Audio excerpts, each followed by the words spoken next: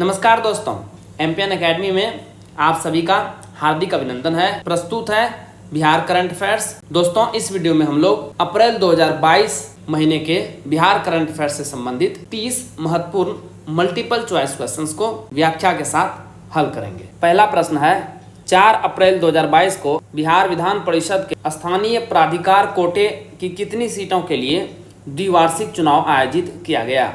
सही जवाब है ऑप्शन नंबर सी, 24 सीटों के लिए। इसमें एनडीए को 13 सीटों पर जीत हासिल हुई। एनडीए में शामिल दलों में जदयू को 5, बीजेपी को 7 और राष्ट्रीय लोक जनशक्ति पार्टी को 1 सीट प्राप्त हुई है।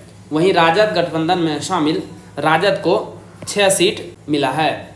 इसके अतिरिक्त कांग्रेस के 1 और निर्दलीय 4 प्रत्याशियों ने जीत का परचम लहराया है। हाल ही में हुए बिहार विधान परिषद चुनाव में पटना सीट पर किस पार्टी ने जीत दर्ज की है? सही जवाब है ऑप्शन नंबर बी, राष्ट्रीय जनता दल। पटना सीट पर आरजेडी उम्मीदवार कार्तिकेय सिंह ने जदयू प्रत्याशी वाल्मीकि सिंह को हराया है। बिहार विधान परिषद में सबसे बड़े दल का दर्जा किस पार्टी को प्राप्त हुआ है? सही जवाब है ऑप्शन नंबर सी, जनता दल यूनाइटेड। जदयू का सबसे बड़े दल का दर्जा बरकरार है। बिहार विधान परिषद में कुल 75 सीटें हैं, ध्यान में रखिएगा, जिसमें 63 है इलेक्टेड और 12 नॉमिनेटेड। तो अब बिहार विधान परिषद में जदयू के कुल 28 सदस्य हो गए हैं और यह सबसे बड़ी पार्टी है। 22 सदस्यों के साथ भाजपा दूसरे नंबर की पार्टी है। राजद तीसरे स्थान पर बरकरार है, इसके 11 सदस्य हैं। कांग्रेस के 4 सदस्य हैं। सीपीआई के पास 2 सदस्य हैं। वीआईपी के 1 सदस्य पहले से ही थे। 2/3 से अधिक एनडीए के सदस्य हो गए हैं। इसमें शामिल अन्य मेंबर हैं राष्ट्रीय लोक जनशक्ति पार्टी 1 और हम 1। वर्तमान में बिहार विधान परिषद में नेता प्रतिपक्ष कौन है? सही जवाब है option number A, Rabri Devi. नेता प्रतिपक्ष के लिए 10% सदस्य होना अनिवार्य है। तो टोटल सीट है बिहार में 75 और 10% देखेंगे तो 7.5, यानी कि 8 सीट कम से कम होना चाहिए। आरजेडी के पास 11 सदस्य है। तो परिषद के कार्यकारी सभापति अवधेश नारायण सिंह ने राष्ट्रीय जनता दल की नेत्री राबड़ी देवी को बिहार विधान परिषद में नेता प्रतिपक्ष का दर्जा देने का निर्देश जारी कर दिया है। इसी के साथ विधानमंडल के दोनों सदनों में नेता प्रतिपक्ष का दर्जा राजद को मिल गया है। ध्यान में रखिएगा कि बिहार विधानसभा में नेता प्रतिपक्ष राजद विधायक तेजस्वी यादव हैं। 12 अप्रैल को संपन्न हुए बोचहां विधानसभा उपचुनाव में किस पार्टी ने जीत दर्ज की है? सही जवाब है ऑप्शन नंबर ए, राष्ट्रीय जनता दल। विधानसभा चुनाव 2020 में इस सीट से विकासशील इंसान पार्टी के मुसाफिर पासवान चुनाव जीते थे। इनके निधन से रिक्त हुई इस सीट के लिए राजद ने मुसाफिर पासवान के बेटे अमर पासवान को उम्मीदवार बनाया था। बोचहां विधानसभा उपचुनाव में राजद के अमर पासवान ने बीजेपी के उम्मीदवार को 36,653 वोटों से शिकस्त दी। जो छात्र इस YouTube चैनल पर जारी सभी करंट अफेयर्स वीडियोस की PDF प्राप्त करना चाहते हैं, उनके लिए यहाँ जानकारी दी जा रही है। सबसे पहले आइए समझते हैं कि आपको MPN academy current affairs PDFs की आवश्यकता क्यों है। एमपीएन एकेडमी PDFs ही क्यों? दोस्तों, हमने करके दिखाया है। पिछले 3 वर्षों में 4 महत्वपूर्ण एग्जाम्स हुए हैं और उसमें एमपीएन एकेडमी का परफॉर्मेंस कैसा रहा है, आइए आपको दिखाते हैं। 66वीं बीपीएससी प्रीलिम्स का एग्जाम हुआ था 2020 में 27 दिसंबर को, जिसमें से 41 प्रश्न पूछे गए थे करंट अफेयर्स सेक्शन से। 36 प्रश्न टैली हुआ है एमपीएन एकेडमी PDF से। परफॉर्मेंस कितना रहा? 87.80%। 2021 में बीपीएससी द्वारा कोई एग्जाम कंडक्ट नहीं कराया गया था, तो हमने सेकेंड बेस्ट एग्जाम को लिया है Bihar SI prelims exam 2021। Shift 1 और शिफ्ट 2 दोनों मिला करके 36 करंट अफेयर्स से क्वेश्चन पूछे गए थे, जिसमें से 31 टैली हुआ है एमपीएन एकेडमी PDF से। परफॉर्मेंस रहा 86.11%। यह एग्जाम 26 दिसंबर को हुआ था। 2022 में 2 परीक्षा हुई है। एक परीक्षा तो रद्द हो गई है, कैंसिल हो गई है पेपर लीक के कारण से। 67वीं बीपीएससी PT परीक्षा 2022 8 मई को यह एग्जाम हुआ था, जिसमें से 30 प्रश्न करंट अफेयर्स सेक्शन से पूछे गए थे। 26 टैली हुआ है एमपीएन एकेडमी PDF से। परफॉर्मेंस रहा है 86.77%। अभी रिसेंटली बीपीएससी CDPO प्रारंभिक परीक्षा हुई है 15 मई को, जिसमें 35 करंट अफेयर सेक्शन से क्वेश्चंस पूछे गए थे। 30 प्रश्न टैली हुआ है एमपीएन एकेडमी पीडीएफ से। परफॉर्मेंस रहा है 85.71%। तो आपने देखा कि किस प्रकार से पिछले 4 परीक्षा में 85% से ज़्यादा प्रश्न MPN academy current affairs PDF से टैली हुआ है। दोस्तों, इन सारे एग्जाम्स में पूछे गए करंट अफेयर्स क्वेश्चन और एमपीएन एकेडमी में कहाँ से टैली हुआ है पूरे प्रमाण के साथ वीडियो यूट्यूब पे भी मिल जाएगी और टेलीग्राम पे भी मिल जाएगी। टेलीग्राम पे सर्च करेंगे एमपीएन एकेडमी और इस प्रकार से ये लोगो दिखेगा, वहां पर आप ज्वाइन कर लेंगे। दोस्तों, यदि आप 67वीं बीपीएससी प्रीलिम्स का री एग्जाम देने वाले हैं या 68वीं बीपीएससी प्रीलिम्स का एग्जाम देने वाले हैं तो आपको ये वीडियो जरूर देखनी चाहिए। इससे आपको करंट अफेयर्स सेक्शन में रिसेंट ईयर्स में किस प्रकार के क्वेश्चंस पूछे जाते हैं, पैटर्न का पता चलेगा। साथ ही साथ एमपीएन एकेडमी पीडीएफ को कैसे इस्तेमाल आपको करना है ये भी पता चलेगा। आइए अब चर्चा करते हैं कि इन पीडीएफ कोर्स में किस प्रकार की सामग्री मिलेगी आपको। दोस्तों, 67वीं बीपीएससी और 68वीं बीपीएससी दोनों का कोर्स उपलब्ध है करंट अफेयर्स का।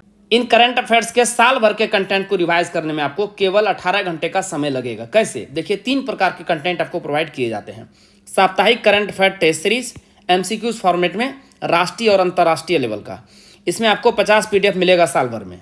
1 महीने में 4 पीडीएफ मिलती है, तो 12 महीने का 48 पीडीएफ हो गया। एक इकोनॉमिक सर्वे और एक बजट, कुल मिला के 50 पीडीएफ। एक पीडीएफ को रिवाइज करने में आपको 6 मिनट का समय लगेगा। तो कुल 5 घंटे में आप इन weekly current affair test series को अच्छे से रिवाइज कर पाएंगे।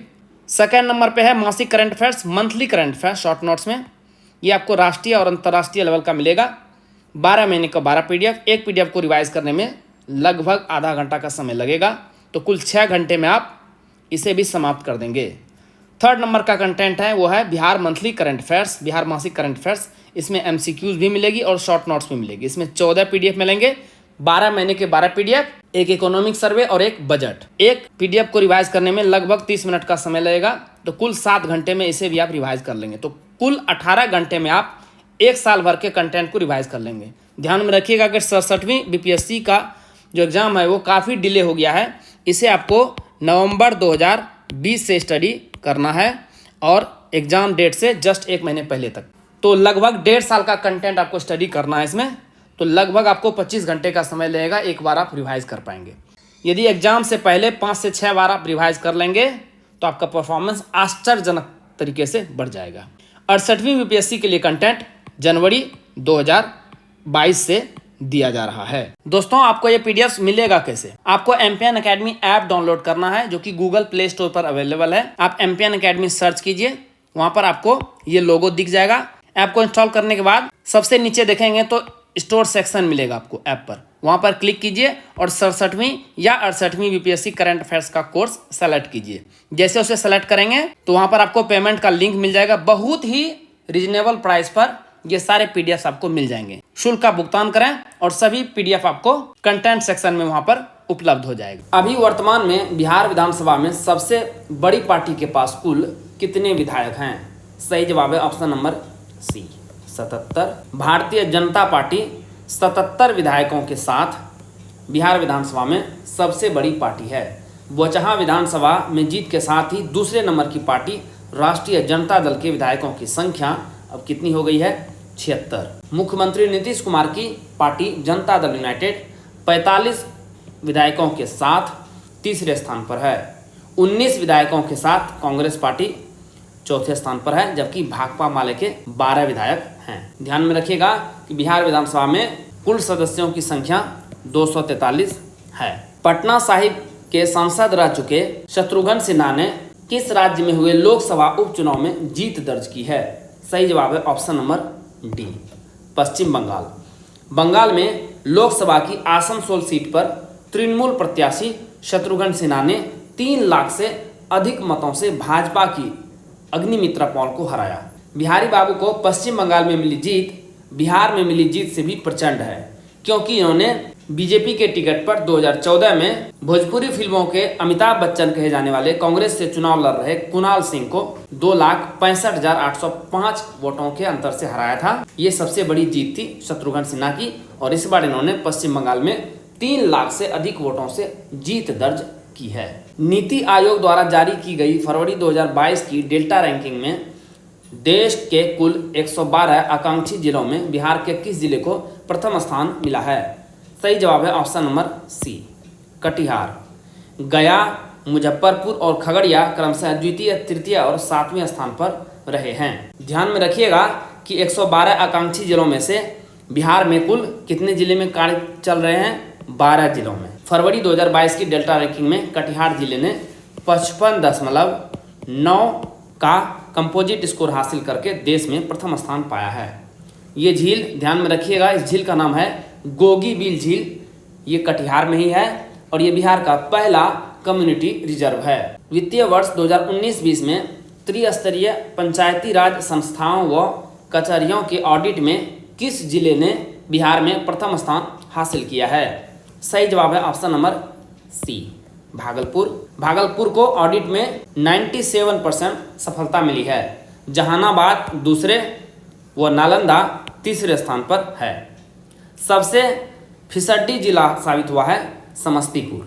यहाँ की प्रगति 0 बताई जा रही है। वहीं 20 जिलों में सफलता 50% से भी कम है। भारत में सब्जी उत्पादन में बिहार की रैंक क्या है? सही जवाब है ऑप्शन नंबर सी, तीसरा। 3 साल पहले 166 लाख टन सब्जी उत्पादन करने वाले इस राज्य में पिछले वित्तीय वर्ष में उत्पादन 179.5 लाख टन पहुंच गया। खेती का रकबा भी 8.57 लाख हेक्टेयर से बढ़कर 9.15 लाख हेक्टेयर पहुंच गया। लेकिन अब भी देश में बिहार की स्थिति पूर्ववत ही है। इस भोजपुरी गायक ने पूरे देश में पुदीना का प्रचार करके बिहार वासियों को मोटिवेट करने का प्रयास किया। लेकिन बिहार वर्षों से सब्जी उत्पादन में देश में तीसरे नंबर पर ही है। पूरे उत्पादन में 15% तक योगदान देने वाले उत्तर प्रदेश और पश्चिम बंगाल पहले और दूसरे स्थान पर है। यानी इनका असर उत्तर प्रदेश में ज्यादा हुआ है। बिहार में सब्जी में सबसे ज्यादा आलू का उत्पादन होता है। ध्यान में रखिएगा, आलू की खेती के मामले में पटना, नालंदा और समस्तीपुर जिलों का योगदान सबसे ज्यादा है। बिहार का अपना कर राजस्व वित्तीय वर्ष 2021-22 में कितना रहा? सही जवाब है ऑप्शन नंबर बी, 45,767 करोड़ रुपये। वित्तीय वर्ष 2004-05 में राज्य का कर राजस्व था 3,348 करोड़ रुपये। तो इस प्रकार से पिछले 16 सालों में बिहार का राजस्व करीब 14 गुना बढ़ा है। योजना पार्षद के उपाध्यक्ष विजेंद्र प्रसाद यादव ने कहा है कि वित्तीय वर्ष 2021-22 में विभिन्न करों से 41,000 करोड़ रुपये आमदनी का लक्ष्य था, जबकि प्राप्त कितना हुआ है? 45,767 करोड़ रुपये, जो कि 12% अधिक है लक्ष्य से। 2021-22 में कर राजस्व में सबसे अधिक योगदान रहा है कमर्शियल टैक्स यानी वाणिज्य कर से। इसका कितना योगदान रहा है? 35,886 करोड़ रुपये। बिहार भारत में कितने लाख करोड़ रुपये से अधिक व्यय करने वाले 5 बड़े राज्यों में शुमार हो गया है? सही जवाब है option number C, 2 lakh crore रुपये। एक वित्तीय वर्ष में बिहार के अतिरिक्त उत्तर प्रदेश, महाराष्ट्र, कर्नाटक और तमिलनाडु 2 लाख करोड़ रुपये खर्च की उपलब्धि को हासिल कर चुके हैं। वित्त विभाग के अनुसार वित्तीय वर्ष 2015-16 में राज्य का कुल व्यय था 1.12 लाख करोड़ रुपये, जबकि वित्तीय वर्ष 2021-22 में राज्य पहली बार 2 लाख करोड़ रुपये से अधिक खर्च करने में सफल रहा है। 31 मार्च 2022 को समाप्त हुए वित्तीय वर्ष 2021-22 में बिहार में बिजली कंपनी ने कितने रुपये का व्यवसाय किया है? सही जवाब है ऑप्शन नंबर बी, 10,742 करोड़ रुपये। Bihar state power holding company limited के अध्यक्ष सह प्रबंध निदेशक संजीव हंस ने कहा है कि बिजली चोरों के खिलाफ लगातार छापेमारी, स्मार्ट प्रीपेड मीटर और बिल जमा नहीं करने वालों से वसूली अभियान के कारण कंपनी ने लक्ष्य से 242 करोड़ की अधिक आमदनी की है। वित्तीय वर्ष 2021-22 में कंपनी का लक्ष्य था 10,500 करोड़ रुपये का रेवेन्यू जनरेट करने का, जबकि कितना किया गया है? 10,742 करोड़ रुपये। राज्य स्वास्थ्य समिति की रिपोर्ट के मुताबिक राष्ट्रीय मानक के पैमाने पर 2021-22 में पूरे बिहार में किस जिले ने सुरक्षित प्रसव कराने में प्रथम स्थान हासिल किया है? सही जवाब है option number D, Katihar. Katihar जिले ने राष्ट्रीय मानक जो था वो कितना था? 76%, जिसमें 56% सरकारी और 20% निजी अस्पताल है की तुलना में इस साल 81% गर्भवती महिलाओं का प्रसव सरकारी व निजी अस्पताल में कराकर पूरे बिहार में टॉप किया है। वहीं अस्पतालों में महज 25% प्रसव के साथ रोहतास बिहार का सबसे फिसड्डी जिला साबित हुआ है। पूरे बिहार में अप्रैल 2021 से जनवरी 2022 के बीच कुल प्रसव में से महज 47% प्रसव ही सरकारी व निजी अस्पतालों में पूरा हो सका और सूबे के 21 जिले फेल हो गए हैं। साल 2020 में भारत में सबसे अधिक लापता बच्चों की संख्या में बिहार की रैंक क्या है? सही जवाब है ऑप्शन नंबर सी। तीसरा, 5 अप्रैल को संसद में राष्ट्रीय अपराध रिकॉर्ड ब्यूरो का आंकड़ा प्रस्तुत करते हुए गृह राज्य मंत्री अजय कुमार मिश्रा ने यह जानकारी दी। नंबर 1 पे रहा है मध्य प्रदेश और सेकंड नंबर पे पश्चिम बंगाल। बिहार में लापता बच्चों की संख्या रही 12,064। बिहार में सबसे अधिक बच्चे मधुबनी जिले से लापता हुए हैं। बिहार में पहली कक्षा के बच्चों के लिए चहक 2 कार्यक्रम चलाने का निर्णय लिया गया है।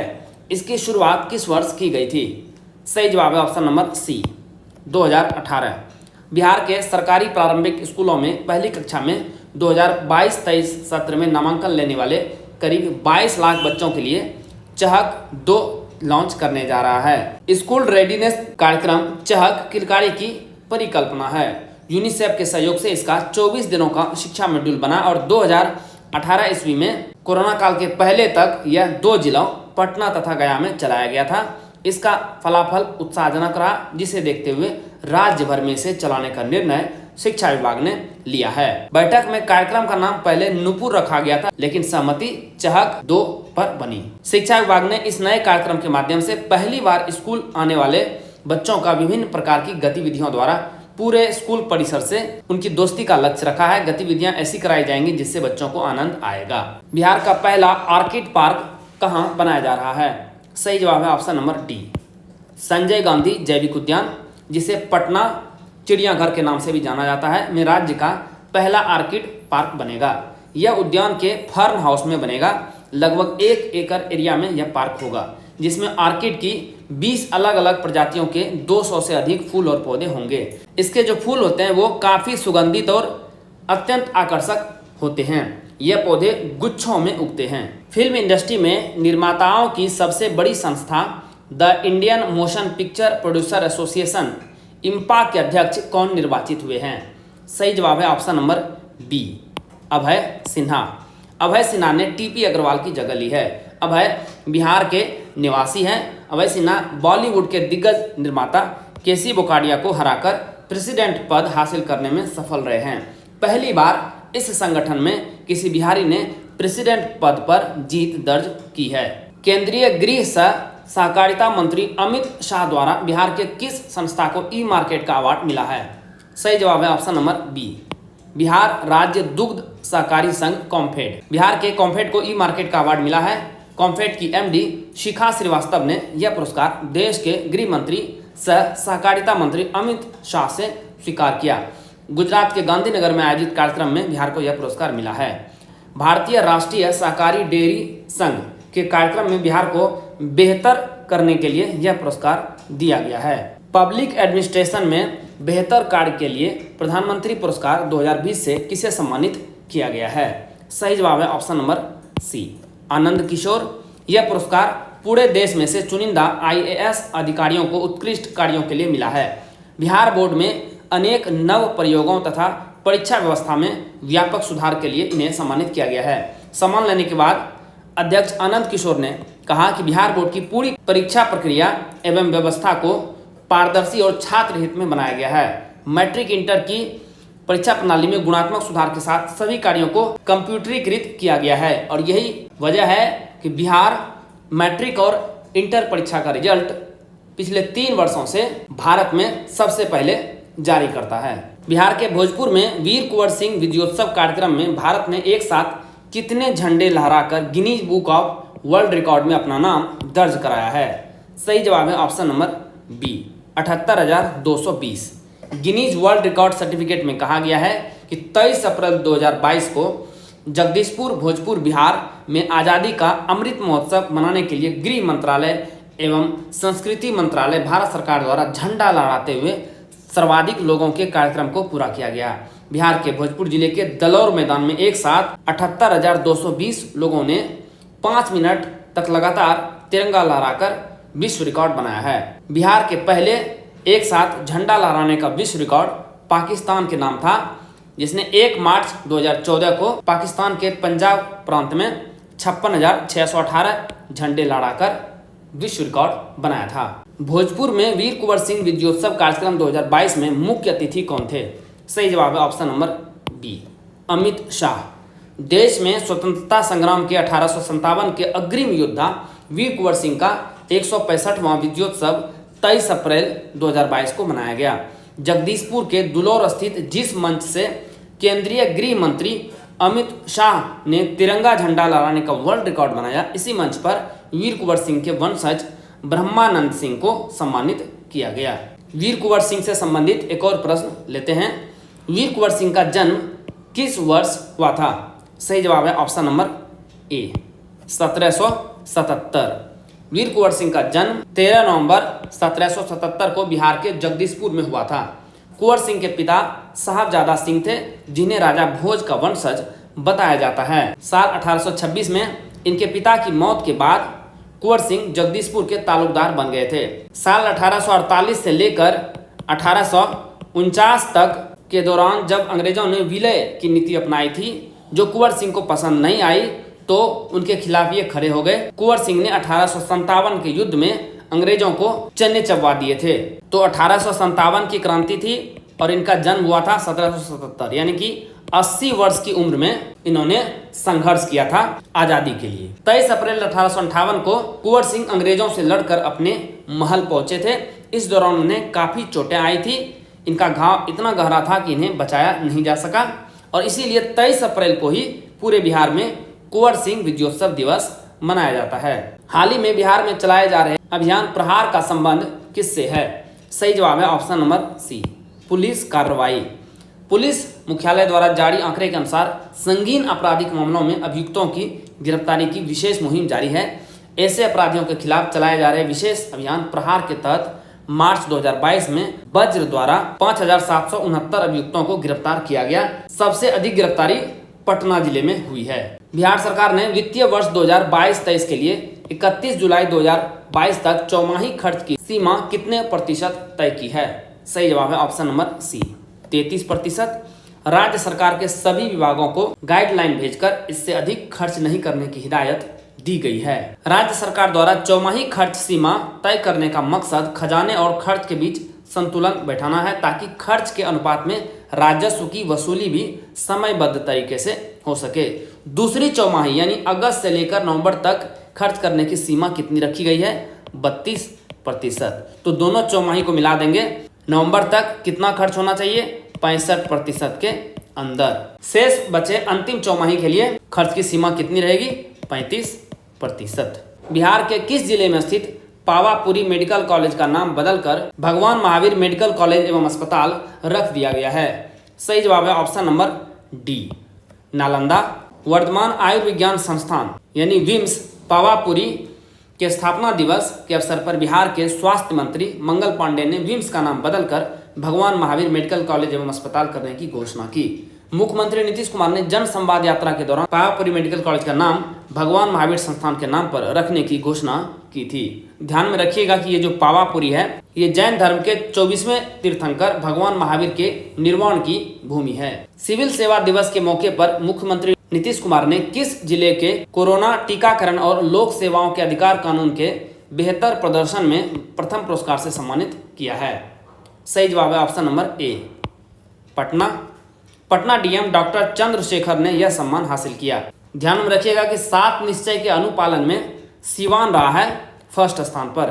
विभागों में सतत जीविकोपार्जन योजना के लिए ग्रामीण विकास विभाग को प्रथम पुरस्कार से सम्मानित किया गया है। हुडको ने बेस्ट बोरोइंग एजेंसी यानी सर्वश्रेष्ठ उधार लेने वाली एजेंसी का पुरस्कार किसे दिया है? सही जवाब है ऑप्शन नंबर डी, बिहार राज्य पुल निर्माण निगम लिमिटेड। दिल्ली में केंद्रीय मंत्री हरदीप सिंह पुरी से यह पुरस्कार पुल निर्माण निगम के अध्यक्ष पंकज कुमार पॉल ने ग्रहण किया। निगम के अध्यक्ष ने कहा कि हुडको यानी इसका फुल फॉर्म क्या है? Housing and urban development corporation limited के 52वें स्थापना दिवस के मौके पर बिहार को यह पुरस्कार मिला है। निगम अब तक 1300 से अधिक पुलों का निर्माण कर चुका है। हुडको के सहयोग से अशोक राजपथ पटना में डबल डेकर एलिवेटेड कॉरिडोर का निर्माण कराया जा रहा है, जिस पर खर्च आएगा 422 करोड़ रुपये। वर्ष 2016 में स्मार्ट सिटी के लिए चुना जाने वाला बिहार का पहला शहर कौन था? सही जवाब है option number B, Bhagalpur. Patna, Bhagalpur, Bihar Sharif और मुजफ्फरपुर को स्मार्ट सिटी के रूप में चयनित किया गया है। न्यूज में क्यों है? बिहार के इन 4 शहरों की तस्वीर बदलने में IIT पटना के विशेषज्ञ इंजीनियर मदद करेंगे। इन चारों शहरों के लिए थर्ड पार्टी असेसमेंट का जिम्मा IIT पटना को मिला है।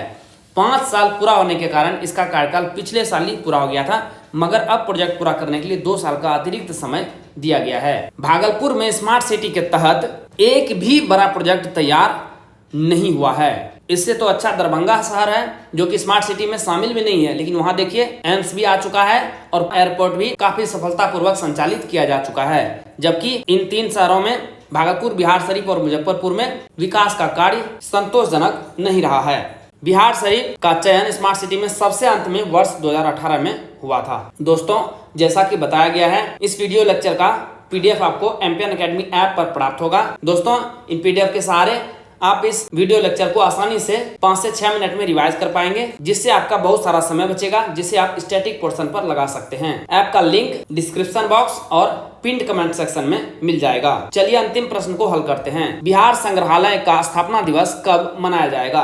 सही जवाब है ऑप्शन नंबर सी, 7 अगस्त। 7 अगस्त ही क्यों? क्योंकि मुख्यमंत्री नीतीश कुमार ने 7 अगस्त 2015 ईस्वी को नवनिर्मित बिहार संग्रहालय का उद्घाटन किया था। मुख्यमंत्री नीतीश कुमार ने कहा है कि बिहार संग्रहालय और पटना संग्रहालय को आपस में सुरंग के माध्यम से जोड़ा जाएगा। तो बिहार संग्रहालय तो 7 अगस्त 2015, लेकिन पटना संग्रहालय ध्यान में रखिएगा, इसका स्थापना हुआ था 3 अप्रैल 1917 ईस्वी को। तो दोनों के बीच में सुरंग बनाया जा रहा है। हाल ही में मुख्यमंत्री की अध्यक्षता में बिहार संग्रहालय समिति की नवगठित शासी निकाय की बैठक संपन्न हुई है। महिला दिवस के अवसर पर महिलाओं को, बाल दिवस के अवसर पर बच्चों एवं बिहार दिवस के अवसर पर वरिष्ठ नागरिकों को बिहार संग्रहालय में निःशुल्क भ्रमण करने की व्यवस्था होगी।